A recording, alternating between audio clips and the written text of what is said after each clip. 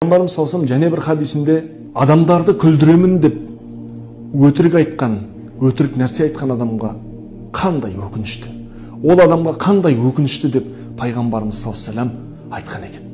Қарап тұрсақ, кейбір жағдайларда баз біреулердің көңілінен шығам деп, немесе кейбіреулерді күлдіремін деп болмаған нәрсені болғандай қылып айтып, немесе жоқ нәрсені бар қылып айтып, өтірік айтуы да пайғамбарымыз саллаллаху өте қатты ескертіп, ол адамның қасіретке ұшырайтындығын айтқан.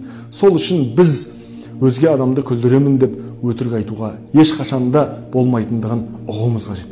Тіпті пайғамбарымыз саллаллаху алейхи уассалам кішкентай бір балаға бер кел, мен саған бір нәрсе беремін деп шақырып, оған бір нәрсе бермесең өтірікші боласың деп айтқан. Өйткені бір сахаба пайғамбарымыз саллаллаху алейхи көзінше кішкентай баланы шақырып, кел, мен саған бірдеңе беремін деді. Сол кезде сахабаға пайғамбарымыз, егер сен ол келген кезде оған бермесең, сен өтірікші боласың деп айтты. Сондықтан да қарап